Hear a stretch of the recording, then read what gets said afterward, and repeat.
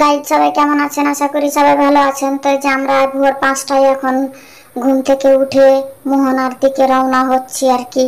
তো মোহনা যেতে হবে আমাদেরকে দীঘা। তো তার জন্য আমরা ভোর 5টায় উঠে গেলাম, এবারে মোহনার দিকে রওনা হচ্ছি। তো ওখানে গিয়ে এনজয় হবে।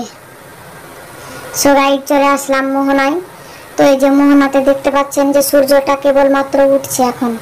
তো এই যে সূর্যটা যত তাড়াতাড়ি এখানে আসা যায় তত তাড়াতাড়ি সূর্যটা থেকে দেখতে ভালো লাগে, কাছে থেকে দেখতে। তো এখানে এসে খুব ভালো লাগলো, একটা অসাধারণ দৃশ্য দেখলাম। তো এই যে খুব ভালো লাগলো দেখতে। আপনাদেরকেও কেমন লাগছে এটা দেখতে তো সবাই লাইক কমেন্ট করে দিবেন। সো গাইজ, এই দৃশ্যটা দেখার মতো দৃশ্য ছিল। তো এই যে এটা আবার সূর্যটা এই মাত্র এই অবধি আসলো আর কি উঠে। তো এখানে আগে থেকেই অনেকজন উপস্থিত ছিলেন। তো এটা দেখতে খুবই ভালো লাগলো। তো এটা দেখার মতো দৃশ্য ছিল, জায়গাটাও খুব সুন্দর। তো কে কে এটা দেখেছেন আর কে কে দেখতে চান সবাই লাইক কমেন্ট করবেন। আর এখানে এসে খুবই ভালো লাগলো, একটা অন্যরকম অনুভূতি হলো মনের মধ্যে। তো এই যে এবারে আমরা চা খেয়ে নিব, সকাল সকাল এসেছিলাম তো তাই। তো এই যে আবার এটাকে ঘুরে দেখাবো আপনাদেরকে। এই যে সূর্যটাকে দেখতে পাচ্ছেন, সূর্যটা এই অবধি চলে এসেছে।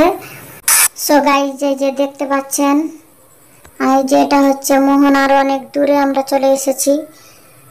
তো এবারে দেখতে পাচ্ছেন জল, সমুদ্রের জল। তো নদী সমুদ্র একত্রে মিলিত হলে সেটাকে মোহনা বলা হয়। তো এই যে মোহনা নদী একসাথে মিলিত হয়েছে।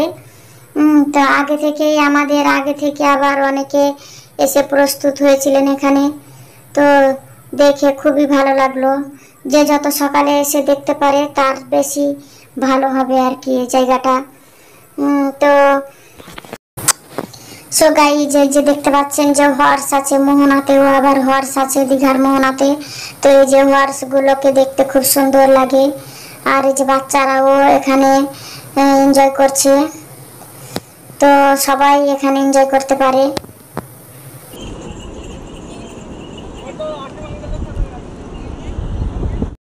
সো গাইজ, দেখতে পাচ্ছেন এই যে হর্স গুলোকে নিয়ে বেড়াচ্ছে। তো এই হর্স গুলোর উপরে চাপানো যায়। তো যার মনে হবে সে চাপতে পারে হর্সের উপরে। তো তার জন্য টাকা লাগবে। আর এই যে এখানে উপরে উঠে আবার হর্সের উপরে উঠে এনজয়ও হবে। তো ভিডিওটা কার কেমন লাগলো সবাই লাইক কমেন্ট শেয়ার করে দিবেন। ভালো থাকবেন, ধন্যবাদ।